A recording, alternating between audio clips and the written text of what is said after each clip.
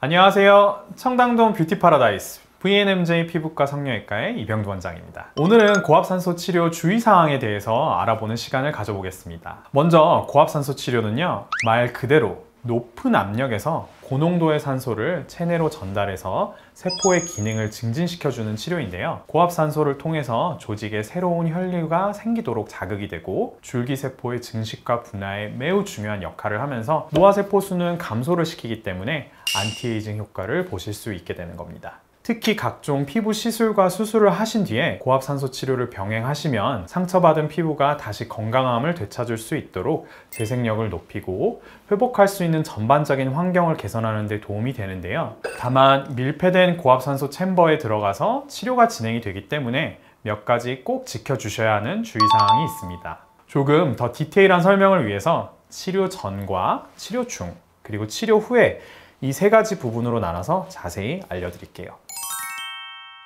먼저 치료 전 주의사항입니다. 치료 중에 이퀄라이징이라고 하는 압력 평형을 시행해야 되기 때문에 고막이나 부비동에 문제가 있는 이비인후과 질환이나 급성 감기가 걸리신 분들은 치료를 나중에 미루셔야 되고요. 또 압력이 올라가니 기흉의 과거력이나 폐기종 같은 만성 폐질환이 있으신 분들은 피하시는 것이 좋습니다.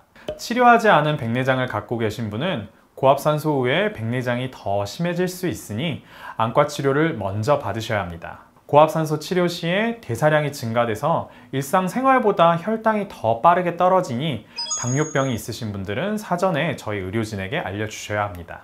또한 고압산소 치료는 고농도 산소 환경이기 때문에 작은 정전기로도 큰 화재가 발생할 수 있는데요. 안전한 치료를 위해 화재 위험이 있는 라이터와 더불어 금속물질인 머리핀, 목걸이, 귀걸이 같은 액세서리도 반입이 불가하고요. 더불어 요즘은 없어서는 안 되는 핸드폰, 태블릿 PC와 같은 전자기기 역시 소지하고 들어가실 수 없습니다. 그리고 꼭 치료 전에는 탄산음료 섭취를 피해 주시는 것이 좋은데요. 높은 압력이 가해지면서 뱃속의 탄산가스로 인해서 위경련이 발생할 수 있기 때문에 치료 전 한두 시간 전에는 되도록 탄산음료 섭취를 피해 주시는 것이 좋겠습니다. 다음은 치료 중에 지켜주셔야 하는 주의사항인데요. 고압산소 치료는 치료 중에 별다른 통증은 없지만 높은 압력의 공기가 들어오면서 우리가 비행기를 탔을 때나 높은 곳에 올라갔을 때처럼 귀가 먹먹한 느낌을 받으실 수 있게 되는데요. 우리 귀에는 귀의 내부와 외부의 압력이 비슷하도록 조절해주는 유스타키오관이 있는데요. 먹먹한 증상은 내 몸의 압력과 대기의 압력이 달라지면서 발생하게 됩니다.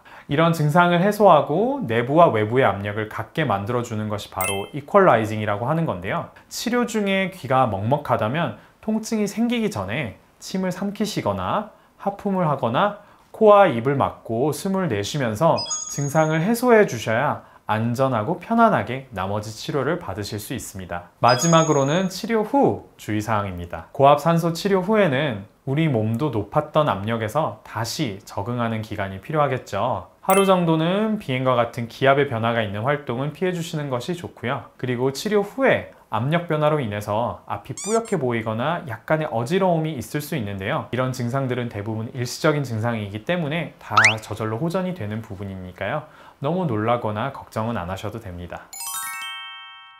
오늘은 고압산소 치료 주의사항에 대해 알려드렸습니다. 고압산소 치료는 개인의 기저질환과 치료 목적에 따라서 치료 플랜이 달라지게 되는데요. 오늘 알려드린 주의사항을 숙지하시고 의료진과 충분한 상의 후에 안전한 고압산소 치료를 받으시길 바랍니다. 지금까지 VNMJ 피부과 성형외과의 이병두 원장이었습니다. 감사합니다.